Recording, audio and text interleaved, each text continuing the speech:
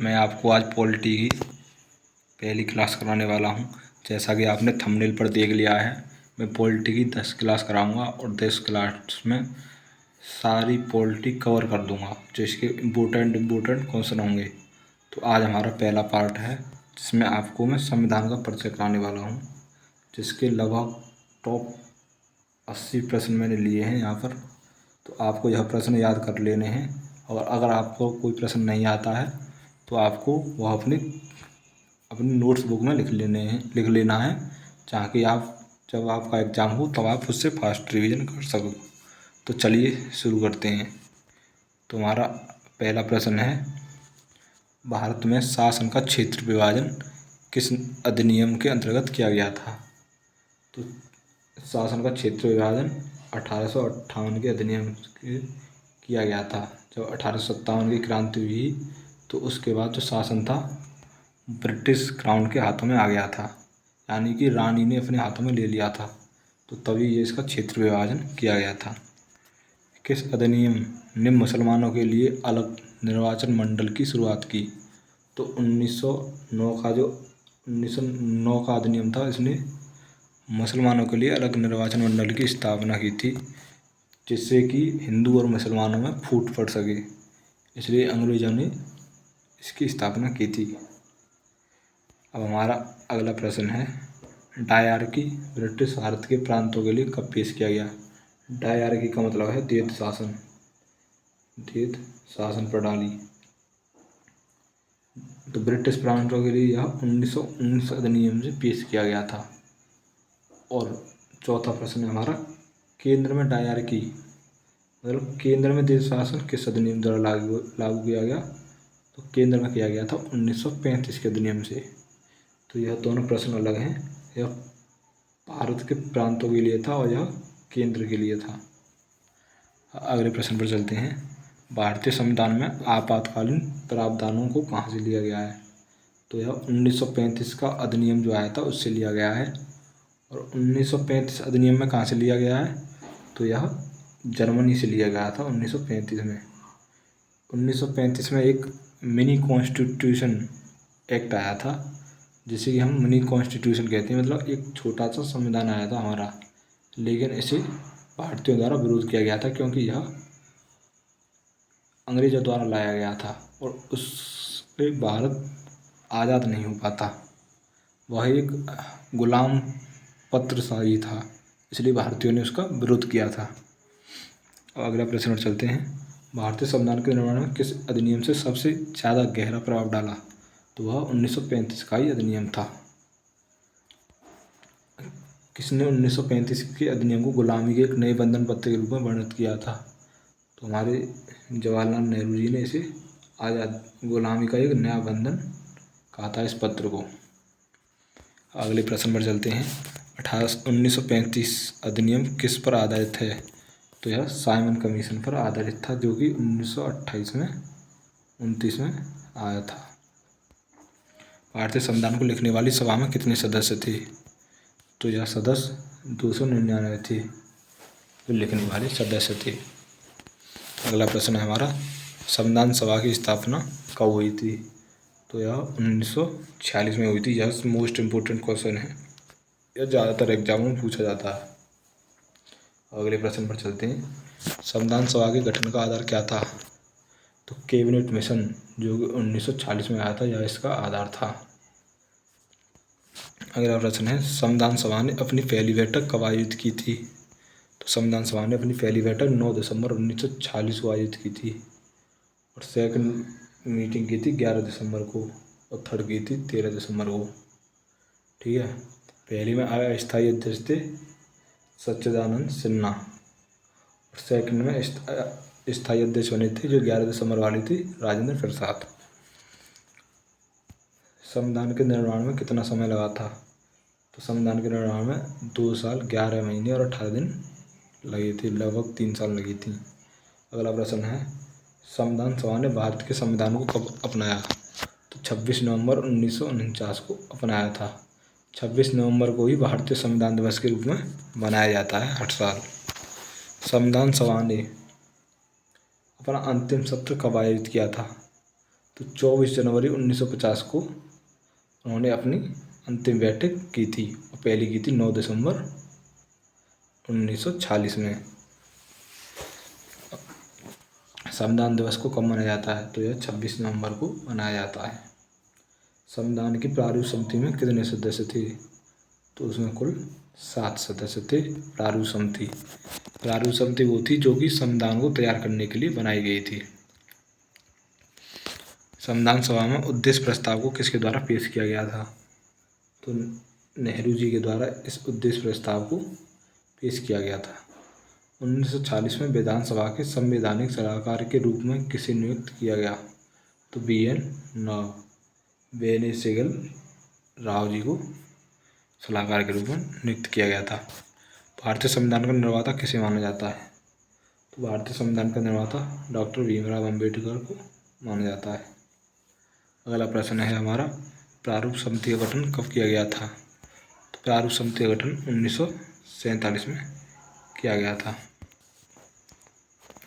संविधान निर्माण के लिए संविधान द्वारा कितनी समितियों का गठन किया गया था? तो उसके लिए कुल 12 समितियों का गठन किया था, जिससे कि हमारा संविधान बनाया जा सके। संविधान सभा में महिला प्रतिनिधि कितनी थी? तो 15 महिला प्रतिनिधि थी। एक बात मुस्लिम महिला थी, बेगम एजाज रसूल। और कितनी महिलाओं ने संविधान पर हस्ताक्षर किए थे? तो कुल 8 महिलाओं ने संविधान पर हस्ताक्षर किए थे। भारत का संविधान किसके द्वारा बनाया गया था? तो ये संविधान सभा के द्वारा बनाया गया था। अगला प्रश्न है हमारा, संविधान सभा के अध्यक्ष के रूप में सच्चिदानंद सिन्हा की जगह किसने ली? तो डॉक्टर राजेंद्र प्रसाद में जो दूसरी मीटिंग हुई थी 11 दिसंबर को 1940 में। अब हमारा अगला प्रश्न है, किस रियासत ने संविधान सभा में भाग नहीं लिया था? तो हैदराबाद की रियासत ने संविधान में भाग नहीं लिया था। अगला प्रश्न है, 1935 में सर्वप्रथम संविधान सभा का सुझाव किसने दिया? तो M.N. रॉय ने सर्वप्रथम संविधान सभा का सुझाव दिया था। अगला प्रश्न है, कौन जुलाई 1946 में स्थापित संविधान सभा का सदस्य नहीं थे? तो महात्मा गांधी थे जो संविधान सभा के सदस्य नहीं थे शुरुआत में, लेकिन बाद में जाके बन गए थे। 1940 में संविधान सभा के स्थायी अध्यक्ष के रूप में किसे चुना गया था? तो डॉक्टर राजेंद्र प्रसाद को। अगला प्रश्न है, स्वतंत्र भारत के पहले शिक्षा मंत्री कौन थे? तो डॉक्टर अब्दुल कलाम आज़ाद जी हमारे पहले शिक्षा मंत्री थे स्वतंत्र भारत के। 1940 को अंतरिम सरकार में रक्षा मंत्री किसे बनाया गया था? तो उसे बनाया गया था बलदेव सिंह को। अंतरिम सरकार वो होती है जो कि संविधान लागू होने से पहले बनाई गई थी। स्वतंत्र भारत के बाद भी एक सरकार बनाई गई थी, 2 सरकार बनी थी तब। ठीक है। 32वां प्रश्न है, गृह सूचना और प्रसारण मंत्री कौन थे? तो वो थे हमारे वल्लभ भाई पटेल। वित्त विभाग किसके पास था? तो वित्त विभाग था लियाकत अली जी के पास। संविधान में व्यापार की स्वतंत्रता की अवधारणा किस देश से लिया गया है? तो यह लिया गया है ऑस्ट्रेलिया से। अगला प्रश्न है हमारा, समवर्ती सूची को किस देश से लिया गया है? तो समवर्ती सूची को ऑस्ट्रेलिया से लिया गया है। चलते हैं अब आगे। दोस्तों, अगर आपको यह प्रश्न महत्वपूर्ण लग रहे हैं तो आप चैनल को सब्सक्राइब कर लीजिए, जिससे कि अगली वीडियो आए तो आप पर नोटिफिकेशन पहुंच सके। ठीक है दोस्तों, चलो चलते हैं आगे। आर्टिकल 14 में प्रयुक्त वाक्यांश कानून के समक्ष समानता कहाँ से लिया गया है? तो यह ब्रिटेन से लिया गया है। अगला प्रश्न, मंत्रिमंडल व्यवस्था और सामूहिक जिम्मेदारी किस देश से लिया गया है? तो यह भी ब्रिटेन से लिया गया है। किस देश का संविधान लिखित नहीं है? ब्रिटेन का संविधान लिखित नहीं है। ठीक है। और सबसे छोटा भी संविधान इसी देश का है। अवशिष्ट शक्तियों का विचार किस देश से लिया गया है? तो कनाडा से अवशिष्ट शक्तियाँ ली गई हैं। अगला प्रश्न है, राज्यसभा के सदस्यों का चुनाव किस देश से लिया गया है? तो यह दक्षिण अफ्रीका से। संविधान संशोधन की प्रक्रिया भी दक्षिण अफ्रीका से ही ली गई है। अगला प्रश्न हमारा, एकल नागरिकता की अवधारणा को किस देश से लिया गया है? तो यह इंग्लैंड से ली गई है। अगला प्रश्न, स्वतंत्रता का सिद्धांत किस देश से लिया गया है? तो फ्रांस से। जो 3 शब्द जुड़े थे, बंधुता, स्वतंत्रता और समानता, ये फ्रांस से लिए गए हैं तीनों शब्द। अगला प्रश्न, किस देश से राज्य के नीति निर्देशक तत्वों को लिया गया है? तो आयरलैंड से। दोस्तों यह सबसे महत्वपूर्ण प्रश्न है स्रोतों का। अगर स्रोतों में से कोई प्रश्न पूछा जाता है तो यह जरूर ही पूछा जाता है, यह सबसे इम्पोर्टेंट प्रश्न है, इसे याद रखना है। ठीक है, अगले प्रश्न पर चलते हैं। प्रेसिडेंट के चुनाव की प्रक्रिया किस देश से ली गई है? तो यह आयरलैंड से ली गई है। अगला प्रश्न, पंचवर्षीय योजनाओं की अवधारणा किस देश से ली गई है? तो यह रूस से ली गई है। संविधान में संशोधन की प्रक्रिया को किस देश से लिया गया है? तो यह दक्षिण अफ्रीका से लिया गया है। भारतीय न्यायिक समीक्षा की अवधारणा किस देश के संविधान से ली है? तो यह यूएसए यानी यूनाइटेड स्टेट ऑफ अमेरिका से ली है। अगला प्रश्न है, मौलिक अधिकारों को किस देश से संविधान से लिया गया है? तो यह यूएसए से लिया गया है। अगला प्रश्न है, भारतीय संविधान ने किस देश से लिखित संविधान की विशेषता को अपनाया है? तो यूएसए से अपनाया है। अगला सवाल है हमारा, प्रेसिडेंट के महाभियोग की विधि को कहाँ से अपनाया गया है? तो यह भी यूएसए यानी अमेरिका से अपनाया गया है। भारतीय संविधान में मौलिक कर्तव्यों को कहाँ से लिया गया है? तो इन्हें रूस से लिया गया है। अगला प्रश्न है हमारा,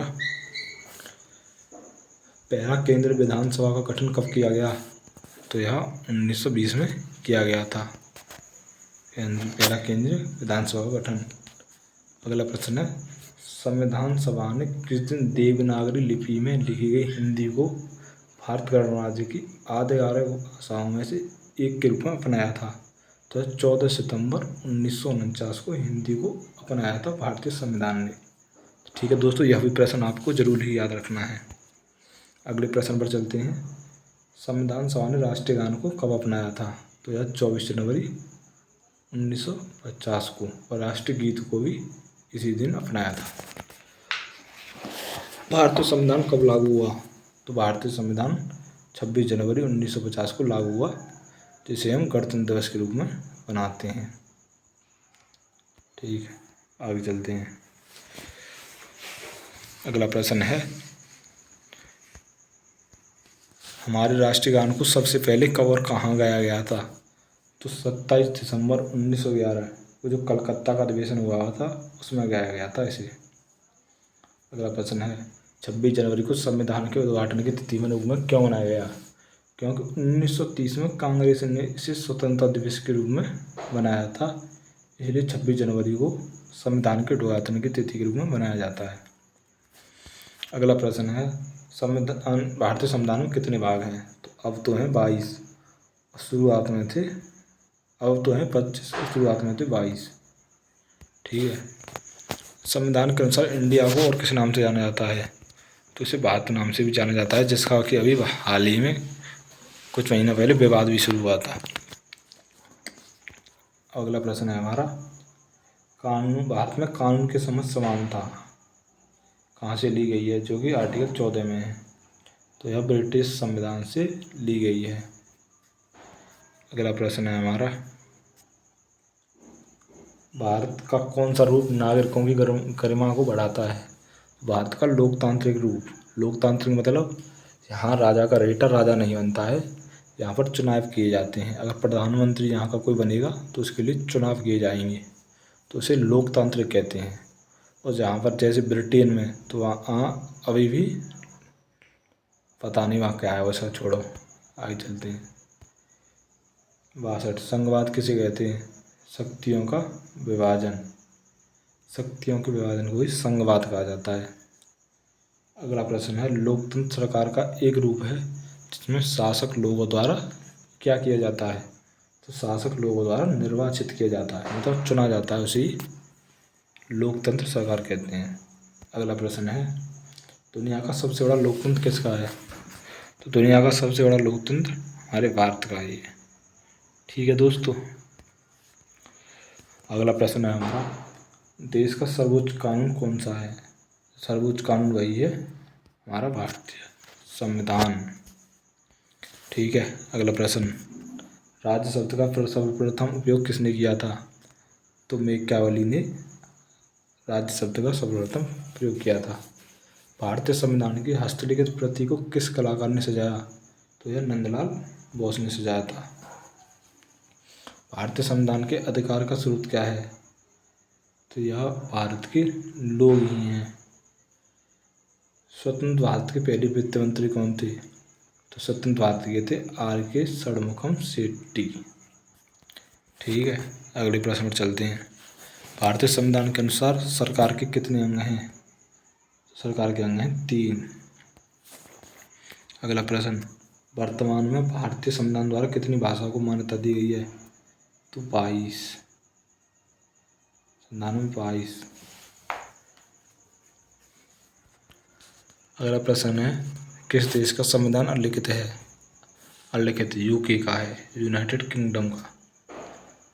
विश्व का सबसे छोटा संविधान किस देश का है? तो USA का सबसे छोटा संविधान है। ठीक है, लिखे हुए में भारतीय संविधान भारत को क्या बताता है? तो यह भारत को राज्यों का संघ बताता है, जो कि आर्टिकल 1 में है। ठीक है, ग्रेटर इंडिया शब्द का क्या अर्थ है? तो इसका अर्थ है कल्चरल एकता, मतलब सांस्कृतिक एकता। इसका नाम है ग्रेटर इंडिया। यहाँ पर विविध भाषाओं, विविध वेशभूषाओं के लोग पाए जाते हैं, लेकिन हमारी फिर भी बीच में एकता है, तो उसे सांस्कृतिक एकता कहते हैं। जाति शब्द को किस देश से लिया गया है? तो जाति शब्द को पुर्तगालियों से लिया गया था। ठीक है, अगला प्रश्न चलते हैं, राष्ट्रीय ध्वज की लंबाई और चौड़ाई का अनुपात क्या है? तो लंबाई और चौड़ाई का अनुपात है 3:2। यह प्रश्न आपको ध्यान में रखता है, अगर पहले चौड़ाई पूछ जाती है बाद में लंबाई, तो आपको 2:3 लिखना है। अगर पहले लंबाई पूछी जाती है तो आपको 3:2 लिखना है। भारत के राष्ट्रीय ध्वज पर अंकित अशोक चक्र में कितनी तिल्लियाँ होती हैं? तो वह 24 तिल्लियाँ होती हैं। और कैसे रंग की होती हैं? हल्के हल्के नीले रंग की होती हैं। अगला प्रश्न है, 26 नवंबर 1949 को बनाए गए भारतीय संविधान में 395 तो अनुच्छेद थे और 8 थी हमारी अनुसूचियाँ।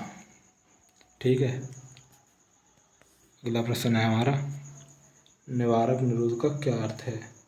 तो किसी बिना किसी पूछताछ के हिरासत में ले लेना, उसके लिए निवारक निरोध का अर्थ ये है, जिसके लिए आर्टिकल 32 लागू किया गया था, जो कि हमारे मौलिक अधिकारों में है।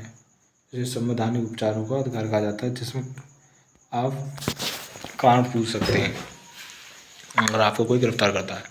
तो दोस्तों, यही हमारी क्लास थी। अगर आपको सेशन अच्छा लगा हो तो आप चैनल को सब्सक्राइब कर लीजिए और लाइक कर दीजिए और अपने दोस्तों को शेयर कर दीजिए। मैं ऐसे ही महत्वपूर्ण प्रश्नों की वीडियो आपके लिए लाता रहूँगा और आपकी तैयारी में आपका सहयोग करूँगा। ठीक है दोस्तों, तो आज के लिए इतना ही। धन्यवाद।